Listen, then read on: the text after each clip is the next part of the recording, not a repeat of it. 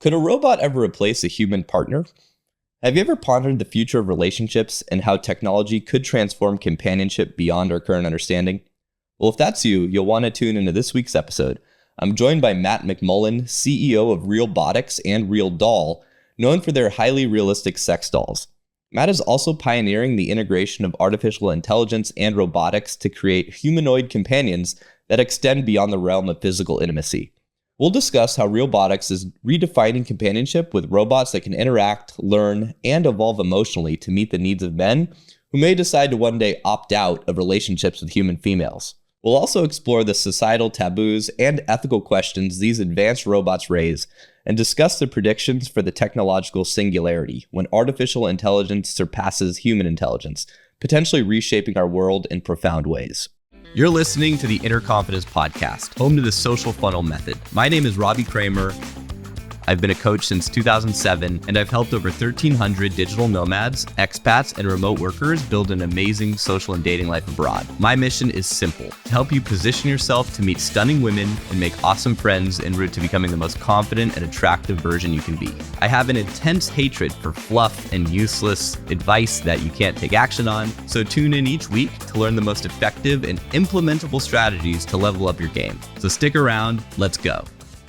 All right. So Matt, tell us your story. How did you get into this crazy world of robotics and AI and this whole universe, which I'm so fascinated by? It's in a very unique time to be alive, for sure.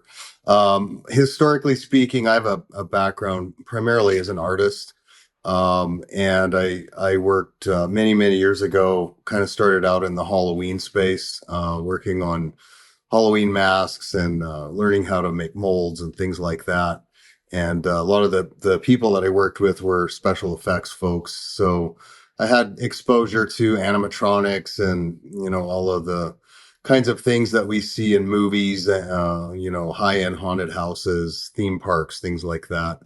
I ended up starting a company while I was still working in that Halloween company, started my first company, Abyss Creations, which made the RealDoll, which is a life-size, highly realistic, anatomically correct doll.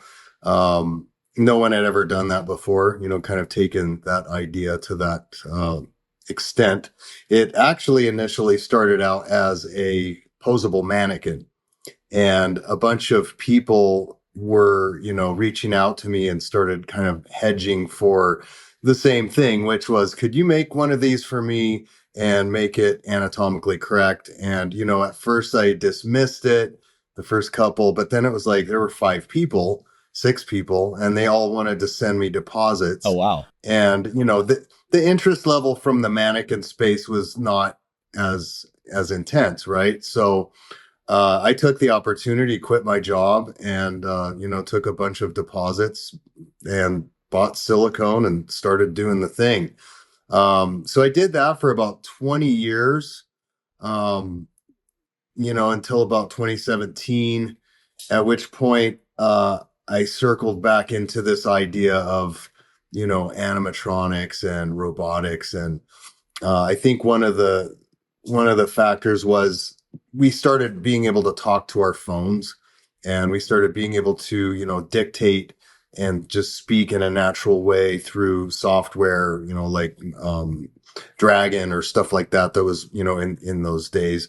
And I just saw a series of tools that became available that didn't exist before. And, not to mention, after doing the same thing for a long time as an artist, you tend to get a little bit stagnant and feel like doing something new. So I just decided, hey, let's try to make a robot that looks like, the same level of realism, but a robot. And let's figure out how to make an AI, like a chatbot, that can carry on simple conversations. And, let's figure out how to make the face make expressions. And that was really where it started. From there, we started looking for funding because I realized very quickly that it was, a little bit pricey, and I was having a hard time finding people to work for free. So we started doing some fundraising. We got some small investors, and through the course of many years, and many investors believing in what we were doing, we kind of branched out of the adult space. The RealDoll was a good launching pad, I think, for some of the hardware and some of the companionship based concepts that had sprung from my original idea. But I was now all of a sudden getting approached by people who wanted robots for other things, and for entertainment or for placement in a museum, or and it's all really the same. It's all the same concept, speaking in terms of controllers and hardware and software to make the robots move and talk and all of that. So now, as of earlier this year, we closed a merger and acquisition with a company that had the funding that we needed, and we had something that they really believed in. So, now we're kind of on chapter two, which is building robots that look human, and the goal is to make them look and act and behave and interact with us the way humans do. And doesn't definitely doesn't have to be confined to the adult space, but I think companionship is high on the list of, what is it for? And that's a common thing. People are like, well, what is this robot for? It's really cool. I love watching it. But I think we are in a day and age where loneliness is a very big epidemic, and it goes across all different demographics. It's not restricted to older people or younger people. I think that ironically, the advent of smartphones, which on the surface looks like something that will bring humans together and interconnect all of us, I think ironically, and this is my opinion, I think it's created a disconnect between human beings, and kind of a mindless way of connecting with people you don't really know. And in the process of learning these amazing tools, we've disconnected from the people that are standing right next to us. I mean, Everyone's at case in dinner, point, you got a phone in your yeah, hand. yeah, Yeah. go anywhere. I mean, stand in line at the movies and everyone's on their phone. Even people that are there to see the movie together are there on their phones. People don't talk as much. People don't interact as much. And so I think that's why, and again, ironically, the same technology and some of the same ideas in terms of what software and AI can do, I think can maybe help us reestablish some level of connection and create new ways of having connections, with technology.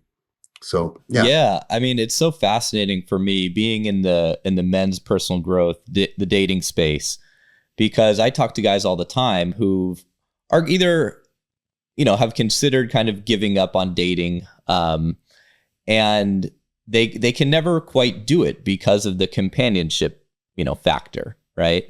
And that's what they can pretend like it's going to happen, but when I first heard about RealDoll and watched a few of your other interviews, it made a lot of sense that the companionship piece would be the biggest thing you could solve for someone who has trouble connecting with other people, or maybe they have a disability or something that renders them kind of, too low in the sexual marketplace to connect with someone on that level. And certainly a robot that can act and derive the same sort of emotions similar to a human, that could be better for a lot of guys, right? I don't know. Did you ever see the Bill Burr bit when he's talking about the blow up dolls versus the one day humanoid robots? He's like, why would a guy ever go for a normal girl when he could walk in and she'd have the dinner ready and would be there for other Right. stuff. Well, it's very true. And I think that I have four sons, who are young adults, and between the ages of 19 and 24.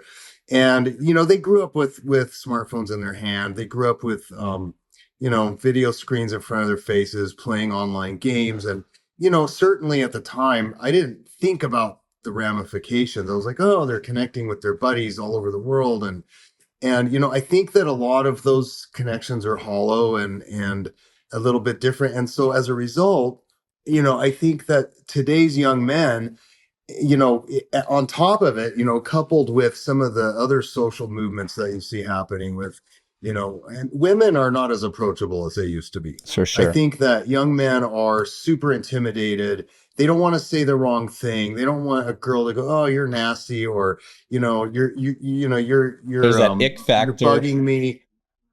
Well, just the whole is like Me Too Right. thing, and it creates a lot of anxiety in a situation that was already riddled with anxiety. I mean, it's super hard to walk up to a stranger, a girl you find to be attractive, and go, "Hi, my name is," that is a very hard thing to do. And now it's even That's harder. literally what I've been teaching my clients for the past 15 years. And I've approached over, 5,000 women doing just that. And it's as we get further and further along, it's more ineffective because, that was when I first started doing it in, 2005, 2006. There weren't any dating apps, and that was okay, right? People go to the bars to meet, or but now it's like if you approach a woman on the street, you got to be really funny, you have to have really good game. I am a prize, and it would be a benefit to this person to meet me and interact with me. And I think, just like in the animal world, people sense that inhibition, they sense that anxiety that a lot of people have, and it takes years and years to develop that type of confidence. I had a friend growing up who, he was very average looking. He was smart and funny, and he would say a lot of stuff, but I just watched this guy. He literally would approach every girl that he saw throughout the day, 10, 20, 30, however many it may be, and 90% of them would shoot him down immediately, and he would just shake it off and move on. And so by volume, the guy always had girls lined up. He just figured it out. He was like, "Well, all right, 9 out of 10 of them are going to say no." And every once in a while, all of a sudden, he would be this super beautiful girl, and he'd be introducing her. We're all like, "Holy shit, how did he do that?" And it's just his approach was, he didn't care, if they were like, "Oh, I'm engaged," or "I'm in a relationship," or "I'm not interested," or "No, you can't have my number." How bad is that really? And I think we forgot how to do that. As a species, we have forgotten how to take that risk and how to just go, "Hey," and it's funny, given the line of work that I'm in and my professional history, gives me a different kind of insight, because you're right. A lot of people don't, like, they're not cut out for deeply connecting with other humans. And that can be because they've been through some kind of traumatic event. It could be because they have these super high expectations. It could be because they have gone through some horrible, physical trauma. But there are, a plethora of reasons why a man or young man somewhere could say, "This robot is perfect for me." And at the end of the day, if that relationship or that simulation of a relationship makes him happy and brings joy to his life, who cares then? Like, who are we as any other human to judge and go, "Oh, what a weirdo," And that's really kind of, for me, like, I get a little defensive, because I've been doing this for a long time, and when I hear people kind of have this very stereotypical idea of what a person who would have a doll, or who would buy, a robot that's anatomically correct, that's weird, or even think of such a thing. They don't understand the other side of it. Like, there are reasons, and really, like I said, it's not hurting anybody else. I mean, largely this is probably something that occurs in this person's, private space. They're not hurting you, they're not bugging you, and if they're happy, leave them alone. Which is a lot. It's a lot more of a private thing than a lot of stuff I can think about, that's in the public space, where if someone has like some kind of, kink that they're walking around and flaunting around, that's considered taboo. But they, part of their kink is that they want to be out in public and they want to be walking around. That stuff is going to impact you more than some guy with a doll. The robot. Before we continue with the episode, if you're going out and getting numbers and want to improve your texting so more of those numbers convert to dates, check out my texting course. It will teach you the psychology of digital communication, which is surprisingly polar opposite in almost every way compared to live interactions. What works in person doesn't work in text, so this is almost always the area that men are making easily correctable mistakes that they're totally unconscious of. My course will optimize your texting, which is a skill you really need to master, and the best part is you can cut and paste your way to mastery.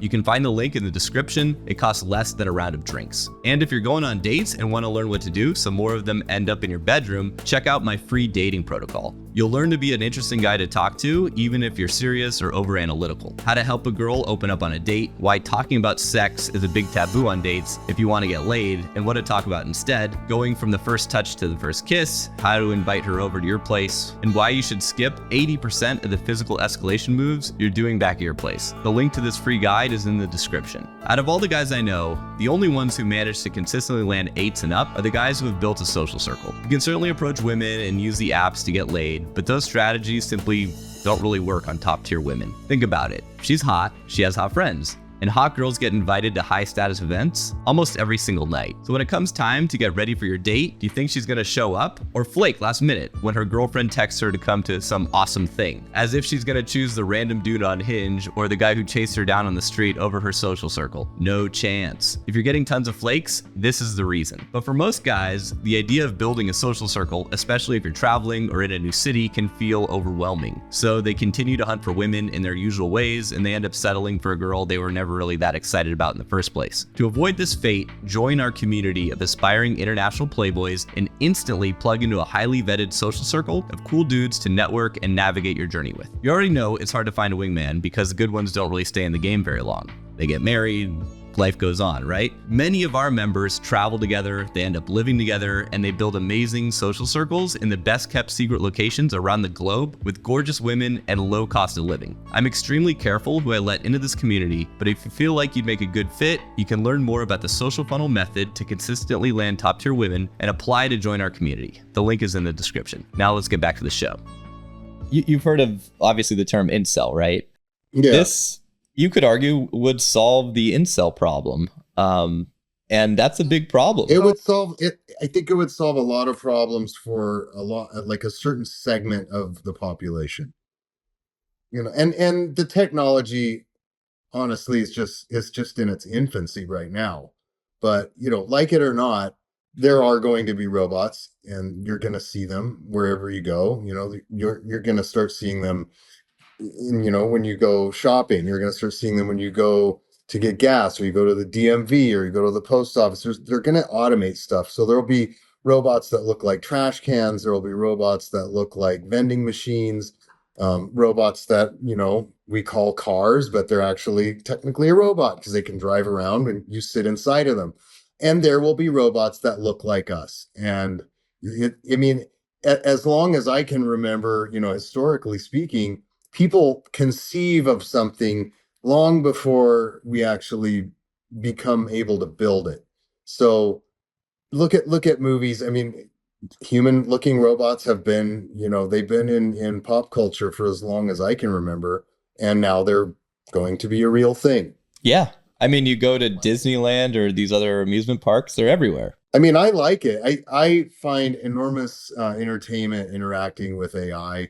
And, when you're chatting with, like, Chat GPT, typing or even speaking through a device like a phone or a PC, that's different than taking that same AI and using a human looking robot as a conduit for that interaction. It changes everything, because now it feels like a human in your head and it looks like a human with your eyes, and it brings all these other elements into play. So I think it's super exciting to be, in the space that I'm in. I think it's the most exciting space you could possibly be in, given technology right now. And how far off do you feel like, these things are that you're mentioning in terms of robots just kind of being everywhere, being around, being a very much real part of everyday life. I mean, I think in the next 5 to 10 years, this stuff's going to blow up.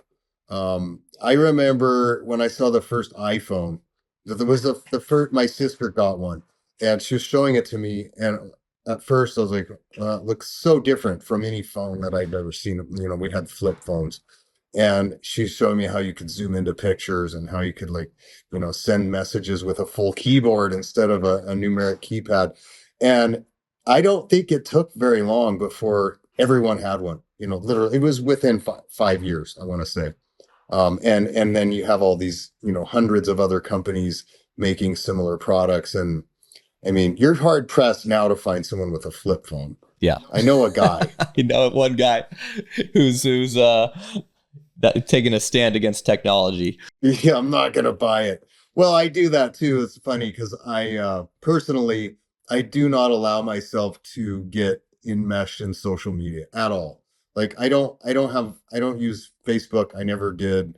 I don't have I mean the exposure I get to TikTok or Instagram or any of that is if someone sends me something or my wife shows me, so oh, look at this, and I'll be like, yeah, that's funny, and I see the benefits of it from an entertainment perspective. But in my experiences of briefly scrolling through some of that stuff, I'm like, oh my god, you could instantly lose 2 hours of your day. A lot of my clients report to lose, upwards 3-4 hours sometimes, and if they're lonely at night, What else is there to do? I mean, and some people will go, well, it's no different than TV, but it kind of it's is. way different, I think. Because it's unless you're on the TV and you're literally like channel surfing for 3 hours, because that's kind of what it is. You're not watching a show or a movie that has a substantial storyline that actually stimulates you mentally. You're watching a 2 minute, if that, or a 15-second clip that makes you go, huh, and then you move You on to the forget next it. one. It's junk food for your mind. I have put my foot down. People send me links to see TikTok. I'm like, I don't have TikTok. You know that. No, but watch this one. Just install it for this one. I'm like, no. I think you're making the right move. And that means a lot coming from the guy who's pioneering, robots. Right, I know. It's weird. I just don't I like to be busy and I like to stay on task, and and it's hard enough. I mean, I already have ADD as it is.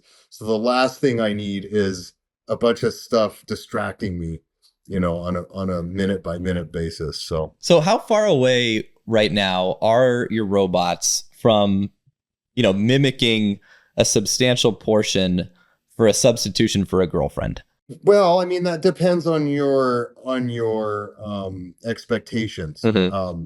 In one sense, RealDoll on its own sells a anatomically correct body that's completely posable with a robotic head attached to it, with an AI that you can talk to.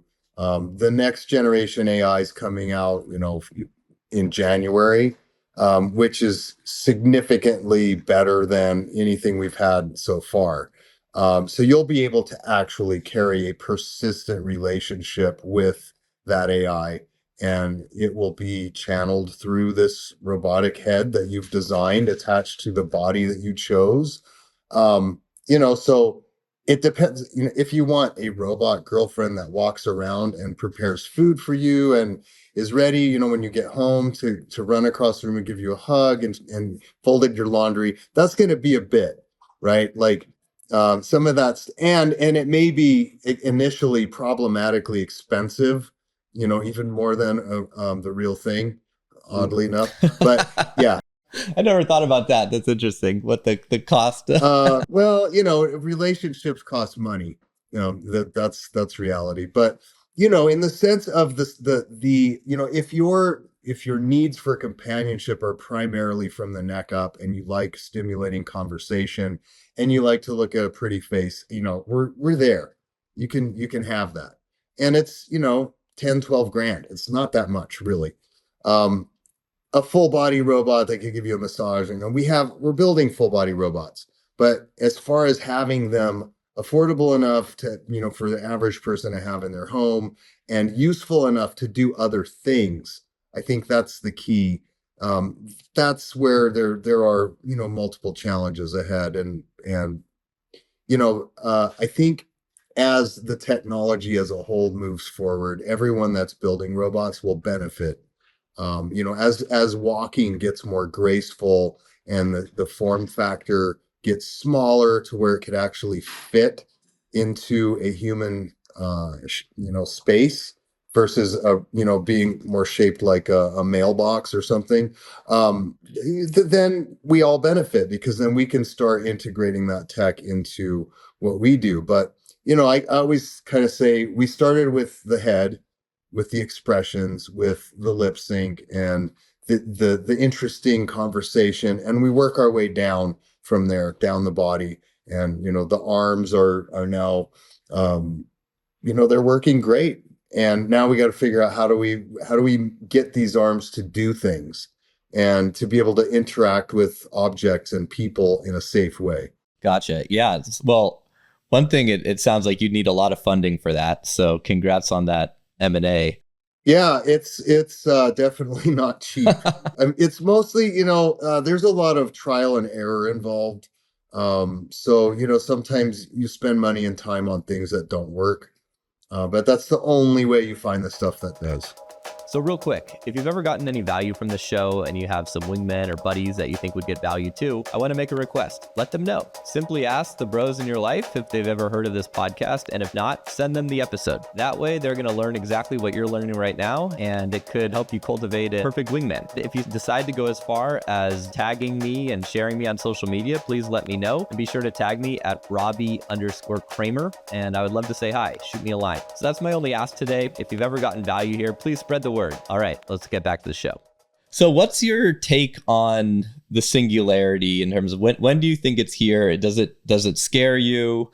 I'm so curious to ask someone like you who's so entrenched in the space. I think there are aspects of current technologies that do, raise the hairs on my neck a little bit. I think generative AI is nothing short of insane because now, I think there's probably interviews of me not very long ago saying, well, the one thing AI will never do is be creative.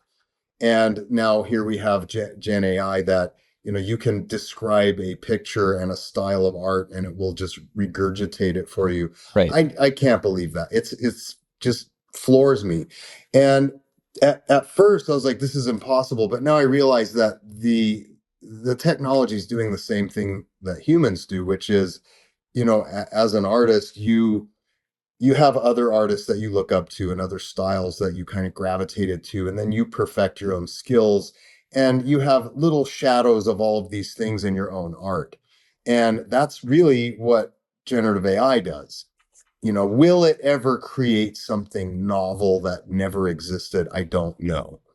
But it is nonetheless able to, either through large language models or like image generation, like Midjourney, music generation now is possible. And, I think it is still a tool and it's still really kind of regurgitating things. I think that the area of the technology that concerns me the most will be military use, and the idea that, we all have computers and, phones and stuff, and every once in a while they crash and something goes wrong and you have to reboot.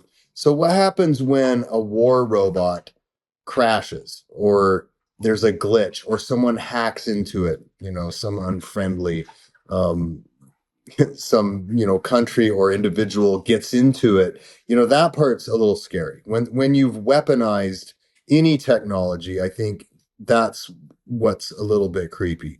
So, when people are all up in arms about, well, you're trying to replace relationships and what are we going to do? Like, that's not the technology you should be scared of, honestly.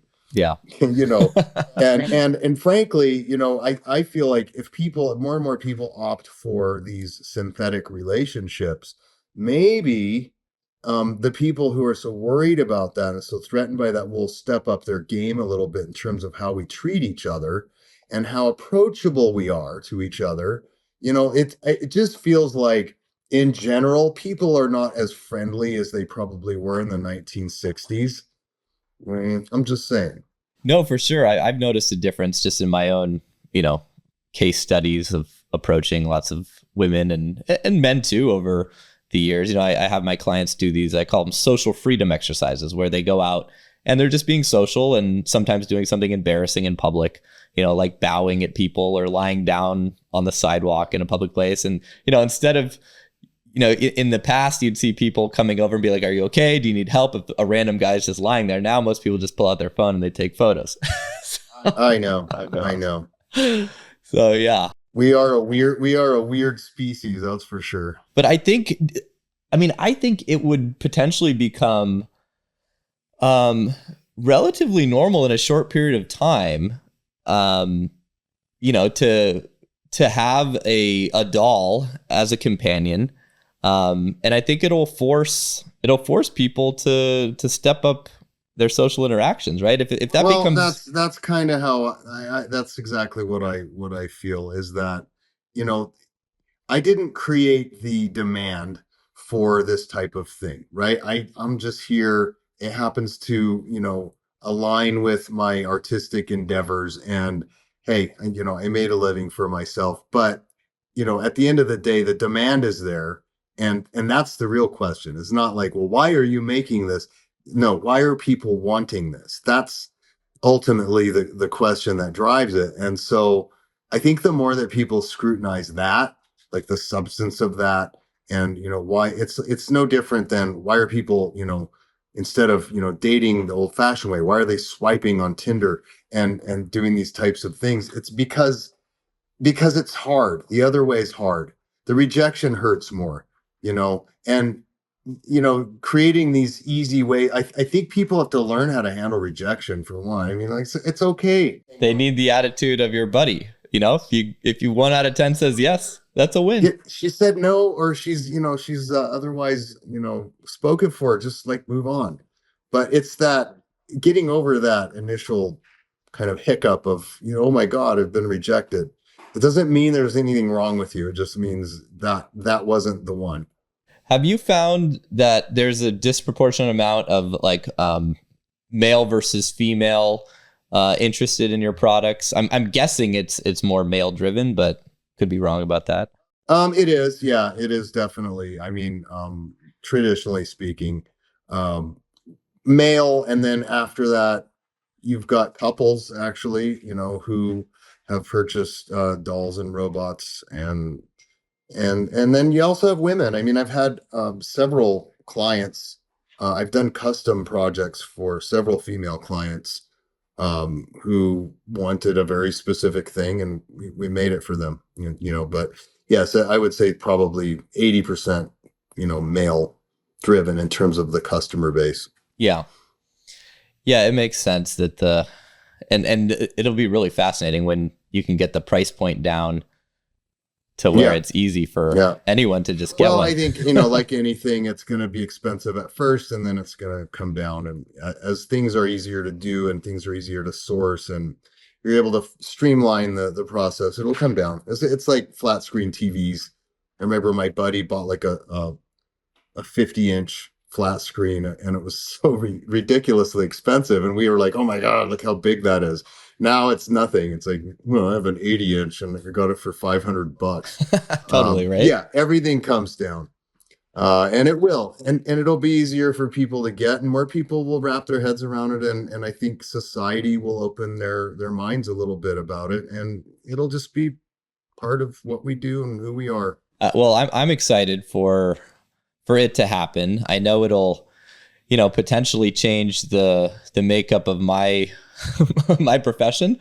But I still think there's obviously going to be a lot of people who are like, I think it'll inspire some guys where if they had access to a robot, right, I think they could certainly improve their social skills quite a bit interacting with it. And then if they come to a point where like, well, I would still like the real thing, they're only better for it. Yeah, for sure. So unfortunately, I have a call coming up here shortly. Yeah, well, thanks so much for coming on and sharing your wisdom. And if people are interested in your products, The Real Doll, Realbotix, right? Yeah. So Realbotix with an X, RealBotix. You can go to .com or .ai. And we are now a public company. So, we're just getting started. And if people want to invest, they can do that as well. All the info's on the website. And yeah, I think it's an exciting time, and very, very excited about where this is headed. Same. Thanks so much for coming on. I appreciate it. Thanks so much, Matt. I hope you enjoyed the episode. If you're a regular listener and you're digging our content, do me a favor, leave us a 5-star review. It's how other people learn about the show and how we can spread the word. If you don't feel like it's worthy of 5 stars, just go ahead, don't leave any review at all. And I want to let you know that we've opened up a few slots in our exclusive community. We're accepting applications to join our select group of men and experience the radical power of accountability, step up your game, cross everything off your sexual bucket list, and become a beast at accomplishing all of your goals. To learn more and apply, go to innerconfidence.com/community.